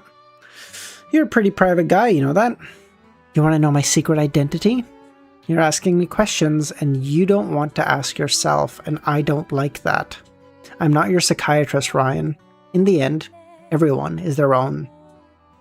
I know. But it'd be nice to be able to count on someone long term. Close your eyes, peacefully, knowing someone that's got your back for life. I had that once. Didn't work out. The only things you can count on are the things you made yourself. Yeah, Ryan felt the same about his car. Do you know of the hedgehog's dilemma? What's that? A pet's disease? No. 2 hedgehogs seek to move closer and share heat during the cold winter, but they cannot avoid hurting one another with their spines. They want to snuggle, but that would mean lowering their guard. Are you the hedgehog, or am I? We both are. Well, that's fucking pessimistic. It's experience. Truth was, Ryan sincerely hoped that Jasmine's armor tech would produce results. That somehow things would be different. But maybe he was a fool. He faced deadlines, he had lost many men, Hanifat Lecter was still toiling around Mechron's bunker, and Ryan didn't see any way to evict him without causing casualties. The best solution he had found was to recruit Shroud to invade the bunker, but the glass manipulator refused to move without his team's support, and Leo Hargraves wouldn't be here until next week. It could happen differently, Ryan said. What? Your powers. It's not just the potion. It's you. It's part you, part random. What do you mean? If you give 2 different red elixirs to one person in the same circumstance, he won't get the same ability. If you gave the same elixir to one person while he's afraid for his life or feeling safe, he'll get a different power. Through the color classification, same if he's healthy. Same if he's poisoned or irritated. You can't repeat an experience in the exact same circumstance. Jasmine replied. But Ryan could, and he had. At one point, the courier thought he might eventually find a way to replicate his power. But while he did learn a great deal about elixirs, he also learned it couldn't be done. Jasmine moved from her seat, grabbed a water bottle, and sat on Ryan's lap. He responded by putting his arms around her waist, and she was warm to the touch. But if I humor your theory, she said, what you're saying is if someone got my elixir, they wouldn't be a weapons genius? And if you had received my elixir, you wouldn't have my powers. The elixir adapts partially to the person drinking it, and once the power has been assigned, no one can get the same one as yours. Makes sense. Augustus probably managed to use 2 without going crazy due to a unique genetic quirk. According to Dynamis' research, Jasmine rested her head on Ryan's shoulder. How did you get yours? A friend found it amongst a batch of 3. I took mine while trying to get out of a hopeless situation. The real tragedy was Len, though. Shorty had a power she would have loved under normal circumstances, but one that couldn't grant her dearest wish. And you, darling? Stole it while trying to flee Libya, Jasmine said. If you think Italy was a shithole during the wars, you haven't seen my homeland. Now, Dynamis owns the oil fields, and nobody controls anything else. It's all tribes and marauders. Can't be worse than Monaco, though. What's up with Monaco? Trust me.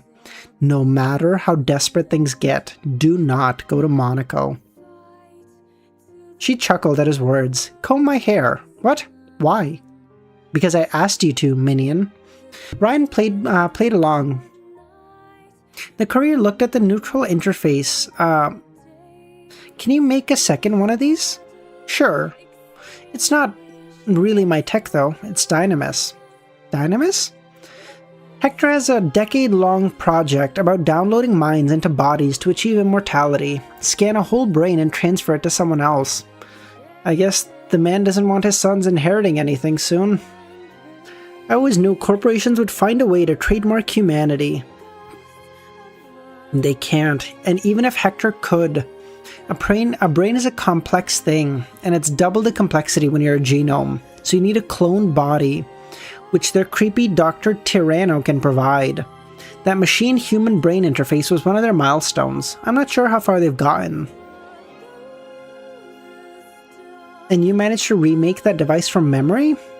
While I'm a weapons genius, I'm also a genius. Period. That's why I'm interested in your chronoradio brain interface. My human reaction time can't keep up with my armor while I'm using manual controls. But a perfect interface...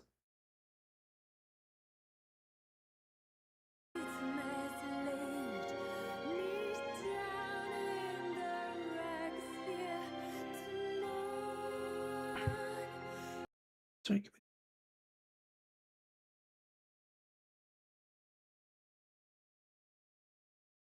A question crossed my mind, Ryan said. What happens if we wear an interface connected to each other's brain and do child-unfriendly stuff? We'll have to try, for research purposes, she said. Jesus Christ, Sal. But that will wait for later. We have to go to Ischia Island. Do you think my cashmere suit will protect me from radiation? No, but my mech will. Today was the Ischia Island Defense Perimeter inspection, and while he wouldn't be allowed inside the lab itself, Narcinia had asked Ryan to come visit. Strangely though, Livia had given her permission and asked Vulcan to bring extra muscle. I still don't get why the princess wants you to come. I don't get it either. He had the feeling Livia had her own agenda and played her cards close to her chest. Curious about her powers, he asked, do you know what her powers are? Did you recognize him? Oh, that's cool. Vulcan shook her head. She keeps it under wraps. All I know is that she's a pseudo-precognitive who can interact with alternate universes. Ryan considering Ryan intended to destroy the island to settle his deal with Mr. See-Through, she didn't see very far. Vulcan hadn't received any tactical advice or warned of the loops where the junkyard went wrong. Either Livia lied of her powers or there were some limits. This inspection is a waste of time, Jasmine said. That super lab is so well defended. You would need an army to bring it down. Challenge accepted. And if Dynamis truly had a brain uploading project, Ryan would need to pay them a visit too. Based. Len had already sent him the designs of her communication system, though it was the equivalent of receiving a car's computerized parts while missing the engine, wheels, and everything else. Now that he had seen Vulcan's armor design, Ryan memorized it, and if he could combine it with Len's tech with Jasmine's, hook it up with Chrono Radio and steal whatever brain scan Dynamis had available, maybe he wouldn't be alone anymore. I mentioned... Nice. How far along is she, Bullseye? The island of Ischia used to be a paradise once, a beautiful resort in the middle of Naples. Somewhere along the way, the fabled paradise turned into a hellhole. Ryan didn't know why Mecron had bombed this island. Even more than 15 years after the deed, a purple miasma covered most of the area, a plague so toxic it killed every life form there. The substance's toxicity and radioactivity had transformed the island to a graveyard.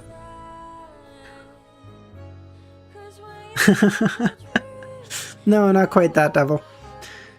The thick iron walls equipped with wind turbines circled Ischia's coast, perhaps to prevent the miasma from reaching the main island. The only part of the island was any sign of life whatsoever was the Castello Aragonese, a pre-Christ fortress built on a volcanic islet. The castle was connected to islands by a stone bridge, shattered yet never rebuilt. Vulcan had spared no expense on the defenses either, unmanned turrets covering the walls alongside automated anti-air defenses. Mooks and power armor keeping watch over the facility, equipped with flamethrowers, miniguns, and rocket launchers. The Castello Aragonese had seen many masters come and go since its foundation. From the Romans to the kings of Naples, to the kingdom of Naples, but the Augusti were the first to turn it into a drug lab. After she had launched her mech on the outer wall, unbothered by the defensives, Ryan snapped out of it, much to his surprise. The air was breathable, probably thanks to the labs around the plants around the lab. And Daria, oh, sounds good. I'll pop by to say hi to her.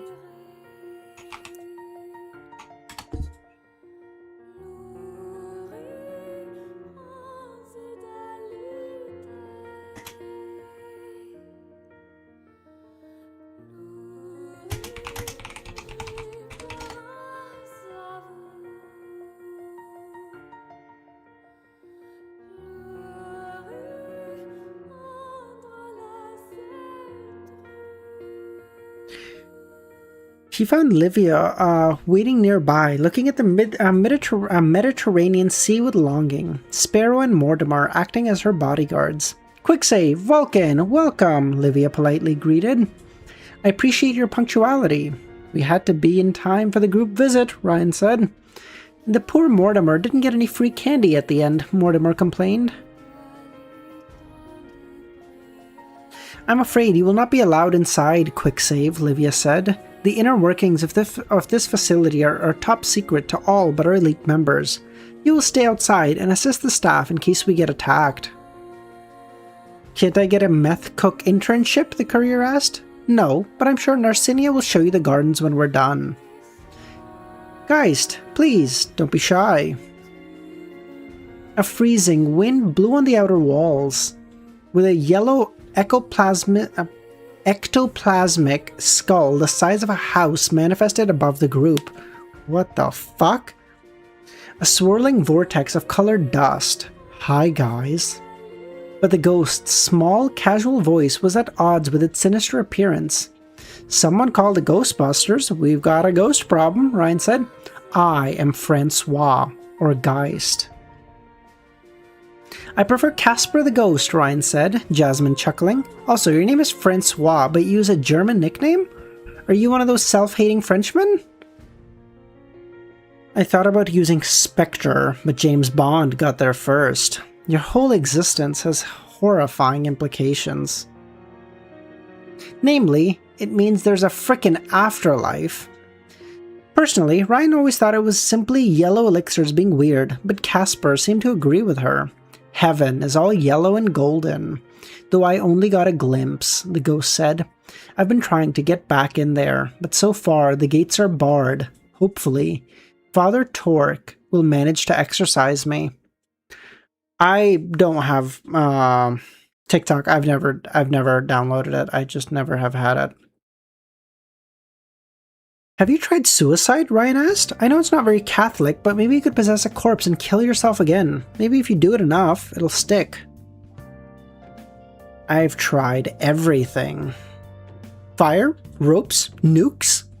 The skull said nothing for a second, and then said, I haven't tried that last one. And neither will you, Livia said. You heard of Minecraft ARGs? What?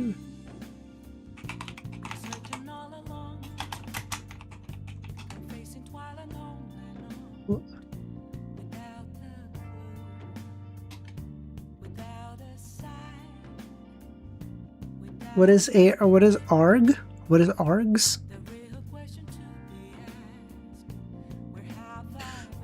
The worst death is fire, though, Casper said. Cooked meat is so painful. It makes you a vegetarian. The rope is by far the best, Ryan said. It's painful, but if you do it the right way, it gets weirdly enjoyable. Takes a lot of trying to get the handle on it, though. Only one attempt out of 3 is successful, Mortimer said. I feel so bad for the other 2. Please hit me up after stream. We'll talk? Alright, sounds good, Sal. Mortimer, don't encourage him. Geist, please be on the lookout for invaders, Livia said. The odds aren't good today. I can perceive realities from my point of view, and a lot of them have become dark lately. Dark as in you switched out the lights? Dark as in I died. So fast I didn't see the cause. Well, that's ominous. I'll say it again, Vulcan said. Attacking this place is assisted suicide, Princess. Well, let's put that to the test, Livia said. Jasmine followed the princess and her bodyguards as they walked into the facility, leaving Ryan and Casper the Ghost outside.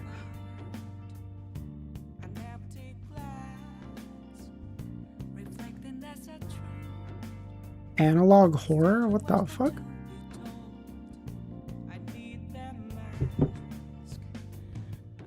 My shit.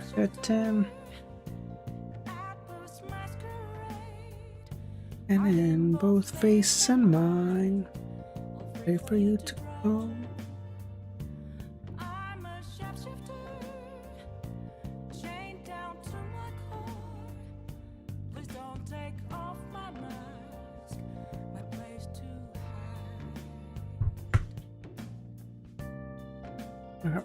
My fears. Just release.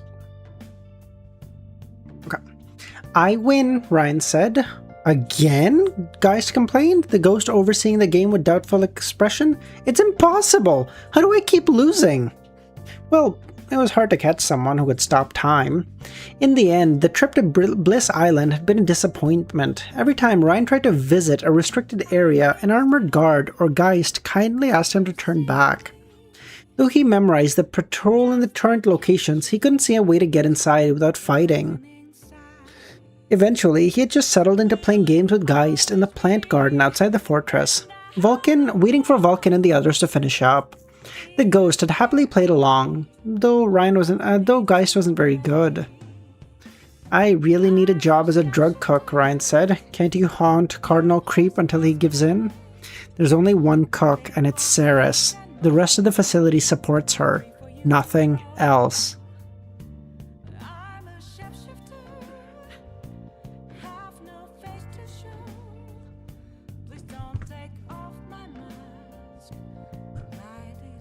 Ryan figured as much. Narcinia's powers made it easy for her to create new plants to harvest as raw material.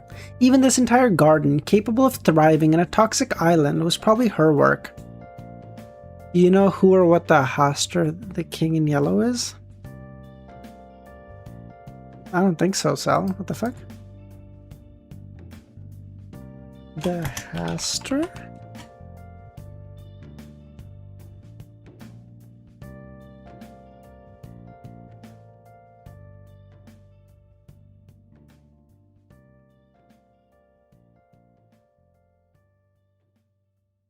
Sort of, so if she retires, no more bliss? Sort of, Geist replied. Father Torek has enough flower strains to continue the work even if she's gone, though the quality will take a hit. You shouldn't say that out loud, Ryan said, as Mortimer leaned over his shoulder. Walls have ears. Do you want to play? The courier casually asked. The bodyguard? It's funnier when there are 3 players. And the guards are humorless killjoys. You're no fun. No fun at all, the hitman said. Shouldn't you be inside? Geist asked. Sparrow asked me to check on him, Mortimer said. She was worried he might be starting a forest fire or something. Don't search it up. Don't just trust me. Oh, okay, sounds good. No, I don't know what that is, Sal. That's demeaning, Ryan said. Sometimes I settle for nuclear winters. You make me want to glow in the dark, the hitman said. What are you playing? Knucklebones. Really? It's to stick with a ghost theme, the courier replied. Want to play? It's an old variant, a pure game of luck.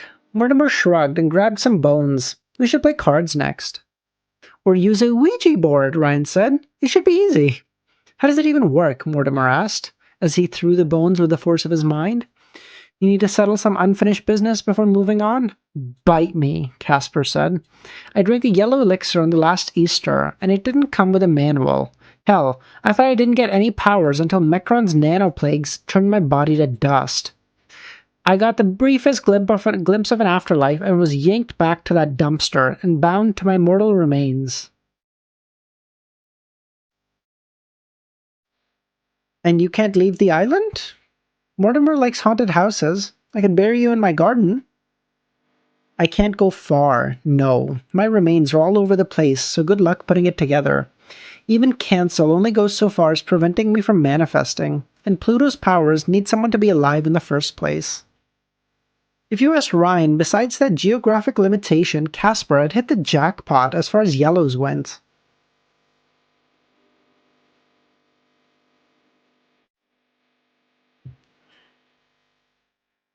Unlimited ectoplasmic powers plus immortality? It was a life to die for, Ryan joked. Frankly, I'm just a groundskeeper cleaning up the place, waiting for the end, Geist said. Father Torek says he's close to achieving heaven, though. Poor Mortimer has sent many people there, and to the place below, too. I haven't reached any of those places. I tried a lot, Ryan said. Father Torek saw God when he took his elixir, Geist said. He thinks a powerful psychotropic like bliss could replicate the effect and allow him to receive a divine revelation. Not sure if it'll work, but a ghost can hope. I hope Ceres can solve all the long-term health problems before he overdoses on bliss. Especially the sterility thing. I guess it won't matter much to a priest. Sterility? Geist asked. I know health safety isn't among your priorities, but trust me, don't get high on your own supply. Amongst other side effects, Bliss acts as a long-term endocrine disruptor working on a genetic level. Genomes aren't much affected due to their enhanced metabolism, but everyone else more or less becomes sterile within a year. Oh, that. I've heard that, but if you ask poor old Mortimer, it's just Dynamis propaganda. Ryan just stared at him and squinted, and stopped time. When it resumed, the courier had grabbed Mortimer's mask and looked beneath. His face looked a lot like Lawrence Fishburne's. Same receding hairline, same facial features, same Morpheus glaze. The Empire of Necromancers in the 30s? Clark Ashton Smith? I will... Clark Ashton Smith? Okay, cool.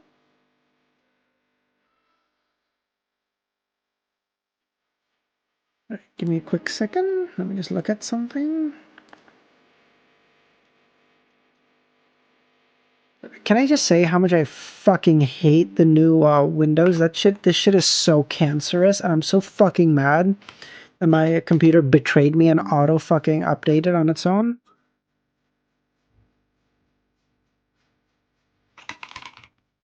Like, it's actually fucking cancerously bad. It's like, it's the same fucking Windows, but it just has like way more fucking information everywhere. Like, if I search up my fucking Windows panel, or not even my Windows panel, if I just click on the search bar, it'll show up my fucking email address. And you're like, what the fuck? Who made this? Why does this need to be here?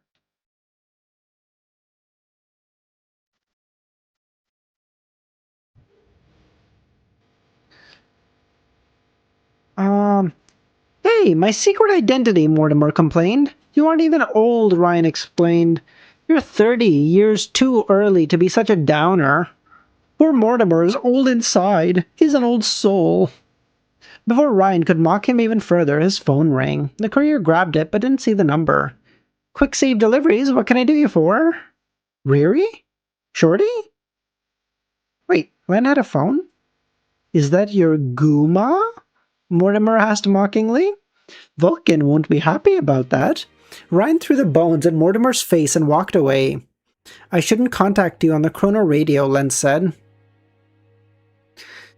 You're on Ishia Island? I couldn't contact you on the Chrono Island, Len said. Are you on Ishia Island? The habitable part of it, he said. You know, Vulcan can probably record our conversations. Everything you say will be held against you in a court of law. I couldn't wait, she said. My radar picked up tremors from a rust town and multiple flying objects going towards Ishia Island. Oh? Were the meta coming out of their hidey holes? Before he could ask, someone else called him. Excuse me, Shorty, I'll be back in a second. Quick save deliveries, what can I do you for? Pay for 4 explosions and the 5th one is free. You owe me a suit, Romano. Blackthorn. I hope you appreciate that everything that happens now will be on your head, Ryan said. You think this is a game? Ryan said at the same time. I'm sorry, but after a while you've just heard them all. You should stick to gardening, Poison Rosie. Poison Rosie? I see this isn't your first rodeo, Romano, but it will be your last. I'm not sure if you use a marketing department for your speeches, but I'd fire them. Have you called to exchange threats? Perhaps duel me to restore your honor? Nothing so old-fashioned. In truth, I wanted to thank you. You succeeded where I failed for years. Looking fabulous? You people mistake pragmatism for weakness. You think that because we left you be for so long we are prey? You are wrong. We simply know that war is bad for business. War has no winners, only different shades of losers. I'm not sure I follow. My father is a pragmatic man. He believes we can have a détente with your boss, but my brother and I know better. You Augusti aren't a state or a corporation. You are feudal warlords who know only strength, and after you dared attack us, Don Hector agreed to speak your language. Consider what's about to follow a friendly reminder not to overstep. Is this about the suit or the public humiliation? No, Romano, this goes way beyond that.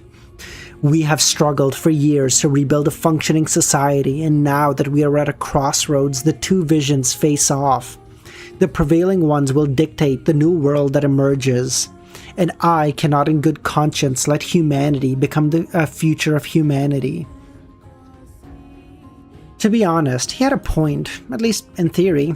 Take a look at Rusttown, Ryan said. See where your high-ranking, high-minded words meet reality? We don't always succeed at things, Romano, I concede that. But the difference is that between my organization and yours is that we at least try.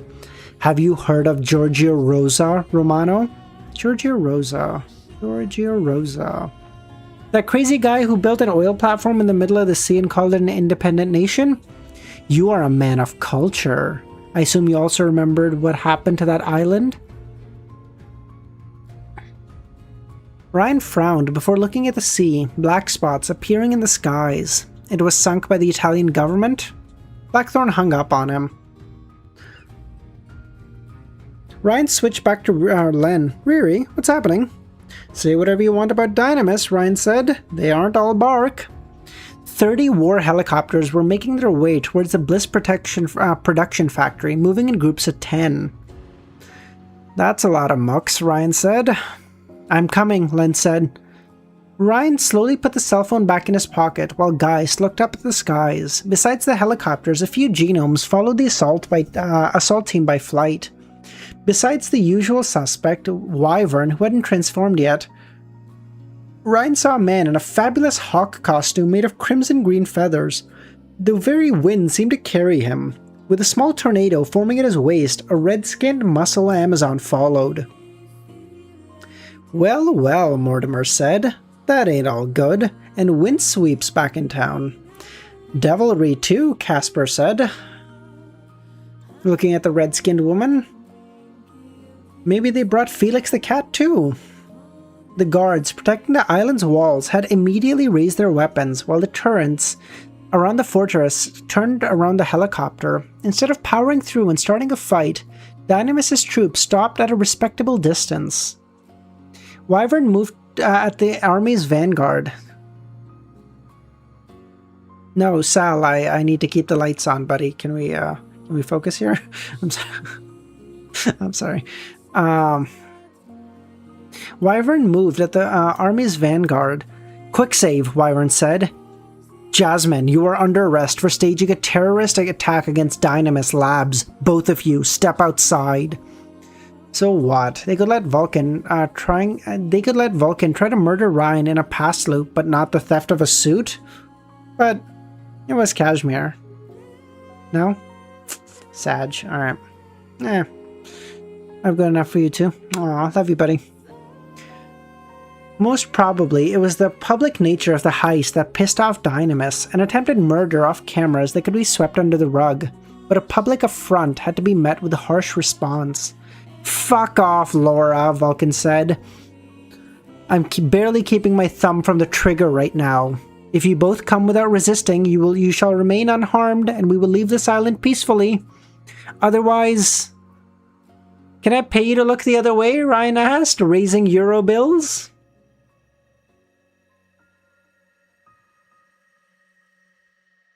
You are fighting the wrong side, quick save, Wyvern said. But suit yourself. I've daydreamed about wrecking that death factory for over 2 years.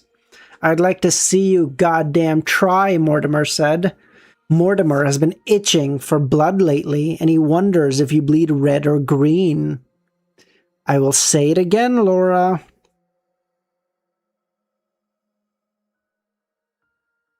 Fuck off. I'm sorry, Ryan said, but giving you back the suit would be a war crime. I'll take that as a no, Wyvern said. Good. I don't have to hold back anymore. The heroine quickly tossed the megaphone into the sea and started changing shape into that of an enormous dragon. Dude, I will say that. Can you imagine how fucking cool it would be? You go to enter a fight and you're like, all right, fair enough. And you become a fucking dragon. You're like, to be honest, I've never done a drug bust this big before. As both turrets and helicopters open-fired at each other, Ryan stopped time, moved back to Mortimer's chair, and turned it to face the sea. The courier sat, put his hands behind his hair, and let time resume to watch the fireworks. Shroud had wanted this island wrecked, and Ryan always delivered. What a fucking piece of shit. Ah, nice.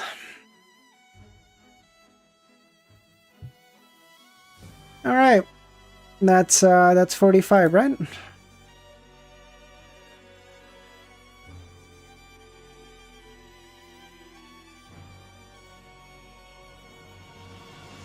All right, I think we'll call it there then, guys.